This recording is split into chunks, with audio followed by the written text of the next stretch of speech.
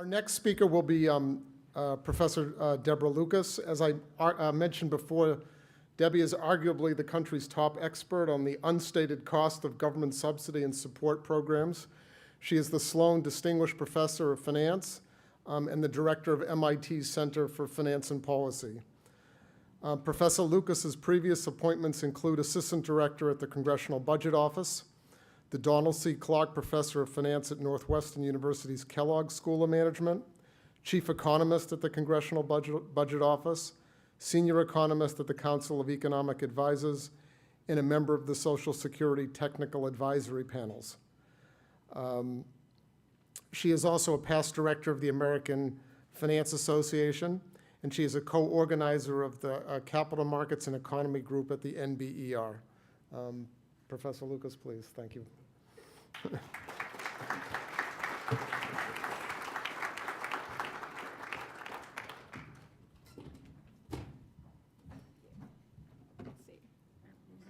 Well, thank you all very much. You know, as I came over here with Adrian in a cab, and you might have thought that we were talking about exchange rates or public policy, but actually what we were talking about is how great Andrew's jokes are. And the fact that we were hoping we could learn how to do that. So as I was listening to Andrew today, it was really sort of a new high for me, both the content and the jokes. I mean, because there's a lot I hadn't heard before. And I could actually only remember one of Andrew's jokes that he didn't tell this time.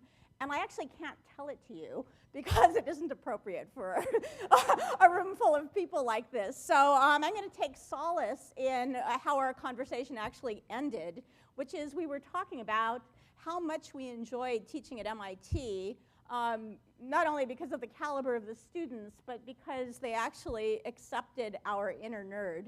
And they didn't expect us to start every class with a joke, but we could really jump into the content. So I'm going to take advantage of that and tell you a bit about the Center for Finance and Policy. So this is an initiative that's been coming along now for almost 2 years. It's gaining a lot of momentum. The genesis of the idea lay with Bob Merton and Andy Lowe, and then when I came, they brought me into it. And just to sort of tell the story the way I like to tell it, business schools, I think, for 40 years have been doing an enormous service to society by teaching the principles of finance. And I think there's been bumps in the road, but basically society is better off because investors and businesses understand risk and return and the trade-offs and how to think about some very, very complicated things, and that's led to much more efficient investment than there would be in the absence of those tools. A lot of those tools, as was said, were invented at MIT. Well, I think a place where business schools have not been as active is in communicating those ideas in a way that's relevant to policymakers. In my view, one of the myths that we tell ourselves is that the private sector does investment in finance, and then maybe the government regulates it, but they're not really involved.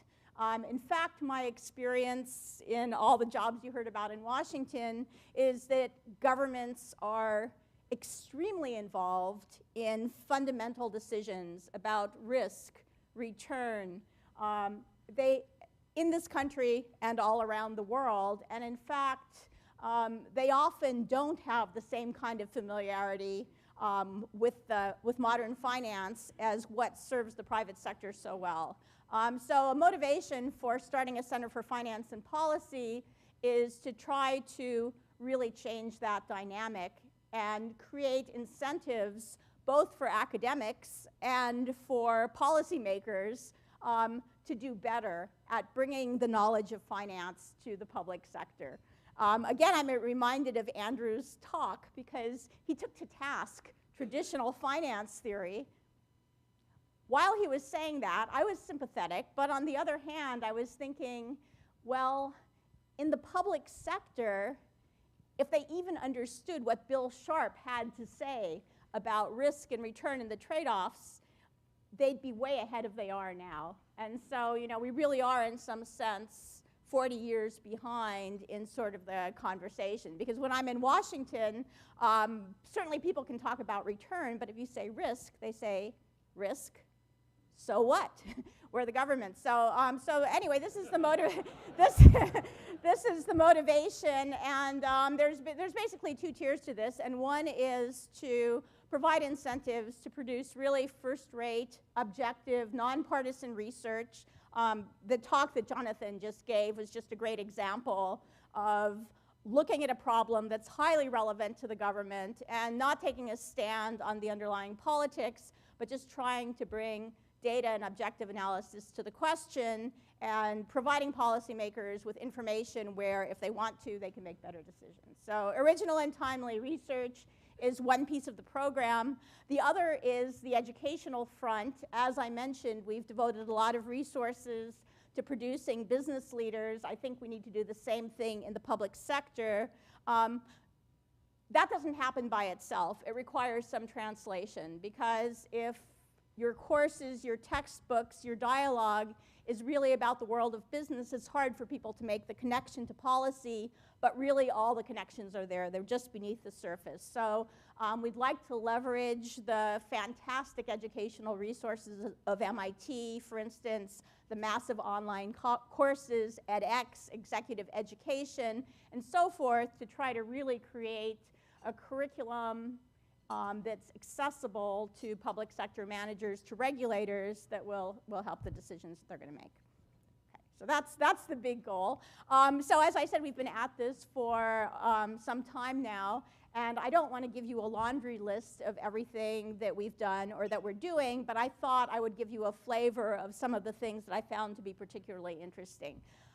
So I'm going to tell you a bit about some recent events, some research, a little of what we're doing infrastructure-wise, and then advertise our upcoming conference.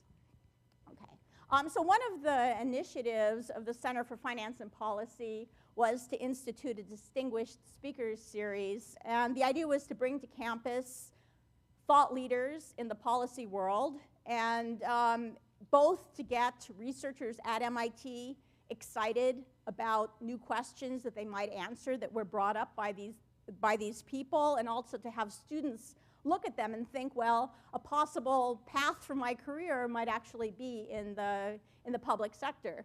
So I just wanted to mention of the few of the people we had who were quite interesting. So in the spring, we had 3 speakers. One was Steve Cicchetti, who was the former head of Monetary and Economic Department at the BIS, and he was there really in the thick of things, and so he is quite thoughtful on bank regulation, the financial crisis, what we still need to do. So he gave a nice talk on that. We also had Rick Ketchum, who many of you might know. He's the chairman and CEO of FINRA. He gave a great talk that he called the New Frontiers in Financial Regulation, but actually a lot of what he talked about is how we can bring big data to the challenges that are facing financial regulators, you know, what we can really do to improve the forensics of regulation in that field. Then the third talk that was perhaps my favorite of the 3 was by Craig Lewis, who's been the chief economist and director of the Division of Economic and Risk Analysis at the SEC. He chose to talk about the future of capital formation, and he gave a fascinating talk about, you know, the rules have recently changed. They've been liberalized to allow financing mechanisms like crowdfunding to bring more capital into the markets, and he talked about the pros and cons of that, the new regulations, what the risks were, what the prospects were. Very, very thoughtful talk. I think everyone there got a lot out of it. So, so this has been the beginning of a successful speakers series, and just one of, I would say that this is sort of a baseline educational attempt to make some of these issues alive for the students at MIT, and that's been great. Okay. I want to say a bit about research and projects. So we have a number of research projects going on, and Professor Merton, Professor Lowe, Professor Kirilenko, me, we're all running different projects. We've brought in students both from MIT and from other schools. The students have been undergrads, Masters of Finance students, PhD students, so we're really getting quite a lot of people who are actively engaged in these questions, very interested in working on them. We're also trying to bring in visiting scholars from outside. I'm personally excited about one person who reached out to me from Tsinghua University in China. He's actually writing a thesis on Chinese municipal government debt. So as many of you probably know, there's great concern in the world that the over-indebtedness of local governments in China could really lead to a meltdown for that society. And it's something that I think we don't know too much about. So just having someone at MIT thinking about it, talking to people about it, I think will be a nice contribution.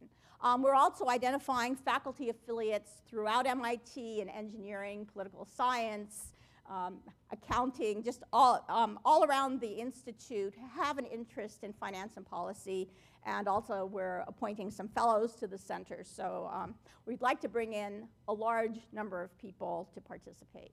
As I said, there's many projects which are underway covering a wide range of topics from retirement finance to government finance to financial regulation.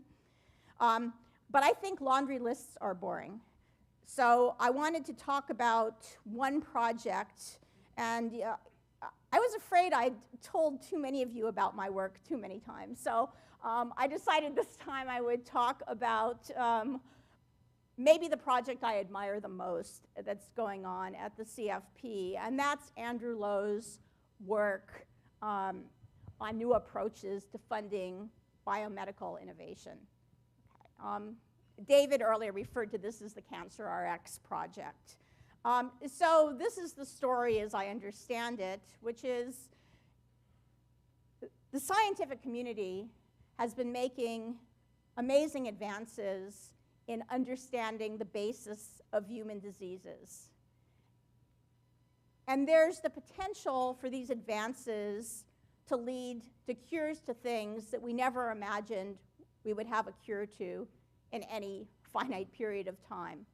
But at the same time as these great advances have been going on, in fact, funding has been drying up for translating those fundamental discoveries into usable treatments, usable products. Okay, so the VC funds and other investors have really pulled back from funding early stage R&D investments. Okay. So I think Andrew's insight, which is pretty basic but really fundamental, is that unless we can find new ways for investors to invest in these advances that are more diversified, where we can really see the return and we can minimize the risk, higher success rates, lower financial costs. If that doesn't happen, if we don't also meet the finance challenge, we're not going to be able to do as much with these advances as we thought. So what Andrew has done, in part under the umbrella of the Center for Finance and Policy, is he's partnered with the National Center for Advanced Translational Sciences, known as NCATS. It's one of the divisions of NIH. And actually their mission is perfectly aligned with this idea because they exist to develop more effective models for public-private partnerships to support life sciences R&D. Okay. So what you have at NCATS, I think, are people who are very committed to facilitating new models, but they're by no means finance experts. So what Andrew and people he's working with, in fact, Roger Stein, who's speaking later, I think is very involved with this, are helping them with the analytical support they need to make progress on this issue of managing risk better. So they're doing a lot of basic modeling where they're looking at risk-return trade-offs, trying to make the case for what will work with what diseases, what won't. They're also, and this is really where it comes to the Center for Finance and Policy, there's this question, so let's say that we do find a way of making the risk-return story work through massive diversification and through securitization. Nevertheless, it's difficult to get private investors to put their money into something where there's a lot of questions. We're really not sure we believe the models and all of that. So what should we do? And so here's a very natural place for a private-public partnership that looks very different than what NIH is used to. Because what NIH usually does is they give money to investigators, and it's basically grants. But here the question is, well, could we be more creative? Could we have the government, for instance, be investors in the portfolio at a level where they're taking some of the tail risk, just as they do in many things, and then let the private market come in with most of the funding, issue relatively safe debt securities, some mezzanine securities, but basically have the government provide some at least backup risk-taking until the market is comfortable with the idea that this is really a working model that's going to work. Okay, so in fact, it's been a nice partnership. He's been able to talk to some people I know from Washington who have a lot of experience with government guarantees, so he's really bringing a lot of people together. And also bringing in his own knowledge, of course, from his hedge fund and general knowledge on industry best practices. So I was at a meeting of this group that he put together a few months ago, and I really wish you could have been here. It was quite phenomenal. There were members of the biopharma community. There were venture people, investors, MIT faculty, senior leadership from NCATS, and it was just a very nice example of what we're really hoping that the center will do, which is to let different constituencies with different backgrounds come together in a very neutral setting and talk to each other in a very calm way and think through solving problems in a way where finance and policy come together. So I just wanted to give that as an example of one of the initiatives that's going on through the center that I think could lead to a lot of value. And I think it's actually Andrew's secret plan to live forever by curing cancer. So which means none of us will ever get any awards because he'll continue to clean up on them.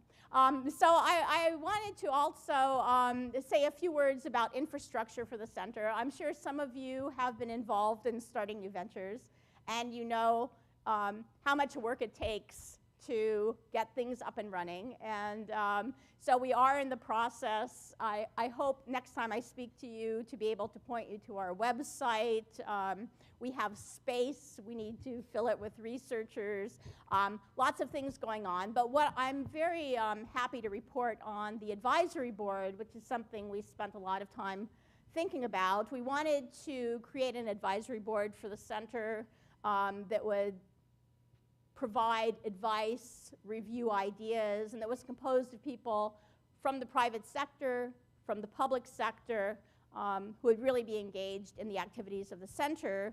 And I'm very, very pleased that Ben Golub, who's a graduate of MIT, BS in 78, MS in 82, PhD in 84.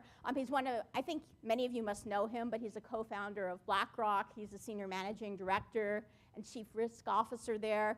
He's agreed to chair the advisory board, and I can't actually think of a nicer, better, more qualified person who thinks in such a nice way about risk, both in the private sector and in the government sector. So happy to be able to tell you that. The last thing I want to tell you about is one of the major things that's happening in September is we're going to have an inaugural CFP conference. It's going to be in Cambridge. The idea is to highlight the three major areas of research that the CFP is supporting. The first area that we've chosen to emphasize is the evaluation and management of government financial institutions. This is the idea, again, that governments are not just regulators of financial institutions, but they're giant financial entities unto themselves, and they need to be understood that way. So we're having two papers on related topics, and then I just want to highlight the panel discussion we're going to have that that I'm especially excited about. So the panel discussion is going to be on improving government financial institutions, and the participants are drawn, many of them are actually quite senior managers in government. We have David Sena, who's the CFO of the Ex-Im Bank, Doug Cristicello, who used to be the CFO of FHA, Chris Carroll is at the Consumer Financial Protection Board. But the question that I really would like these people to discuss is, what are the impediments to good financial management in these government financial institutions, and how do the challenges differ from those of financial managers in the private sector? So the reason that I'm excited about this, although this seems like everyone should already know this, is that no one ever talks about this. So this is, I think, going to be a nice contribution to the conversation about how do we make government financial institutions function in a way that's more effective. Okay, so anyway, the first part of the program is focusing on government financial institutions. The next topic is one that we've been talking about a lot today, which is the measurement and control of systemic risk. We're going to have one paper on stress testing and Fannie and Freddie, ground zero of the financial crisis. At the end of the first day, Peter Fisher from Dartmouth and BlackRock, who is an Undersecretary of Treasury, is going to be our keynote speaker. He's a fantastic keynote speaker. He famously said, you should think of the government as a giant insurance company with a side business in defense, which is just a beautiful encapsulation of the way I think about the government and what we are worried about with regard to the center.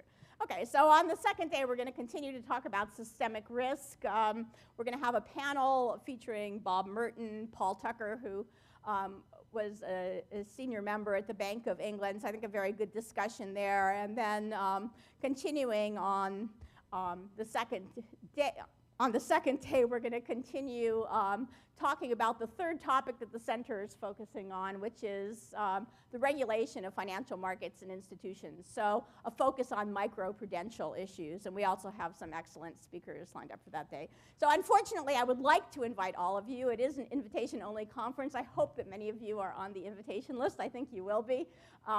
But I'm excited about this. I'm excited about what the center will be doing, and I'd be very happy to answer questions that some of you might have. So thank you.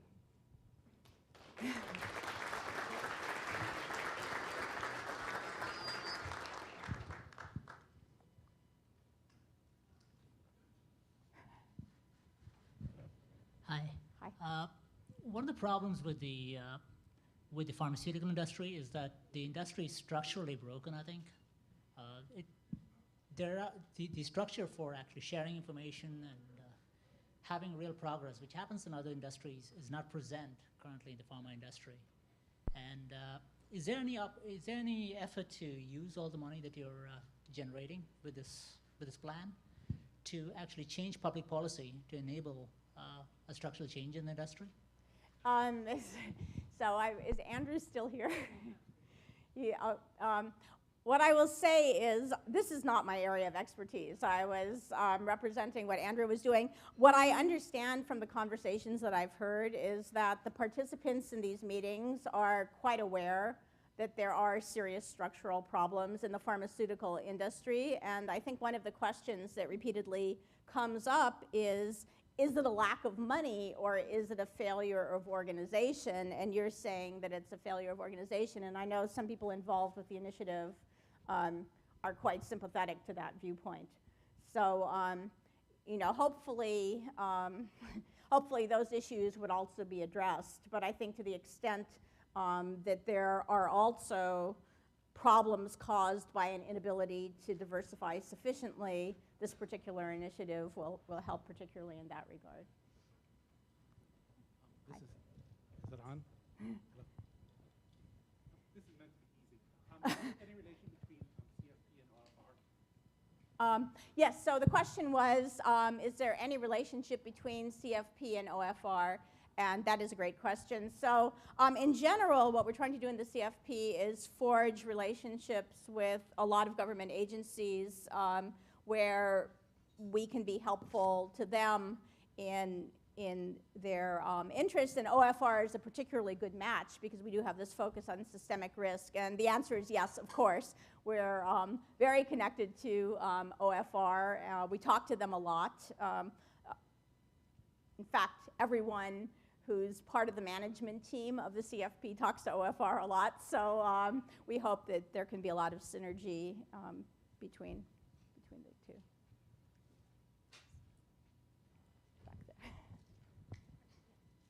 I have the mic. Oh, you have the mic. Oh, I'm so sorry. I'm sorry. So this is, I know you're just starting, and it's a little bit of like inside baseball right now. Do you have plans to reach out and involve MBA students, teach classes in that way, and also to have an external point of view on consumer financial protection? Yeah, thank you. So the answer is yes. I think actually education at all levels is very important. There's a question of, well, certainly there's some MBA students who are already reaching out to us because we have been publicizing what we're doing, and we are trying to get people involved. So there's various projects where we're bringing in people. For instance, I have a project on just identifying government finance all over the world, and many foreign students from the program are working on that. As far as putting courses into the curriculum, I think the natural way to start is with small modules. So we're thinking about IAP classes and things like that as a way of starting with that. I'm sorry, the second part wasn't about MBA students. It was on consumer. Yeah, thank you very much. So there's a great deal of interest in that. You just heard Jonathan talk about the interest in consumer finance. Actually, Antoinette Shore is involved on the advisory board of the CFPB, the Consumer Financial Protection Board. I also personally have a huge interest in consumer products. So I think I would say that, but what I should say more broadly is, although I have many ideas for things I think should be done, I'm not trying to pick winners on projects, and I'm not trying to tell people what they should be doing research on. So I think we have a big tent point of view. I think there are a lot of people at MIT who are interested in these consumer kinds of issues, and that work will be done if people want to do it. So it's really, the center is really intended to be a catalyst for a variety of types of research in this intersection of finance and policy.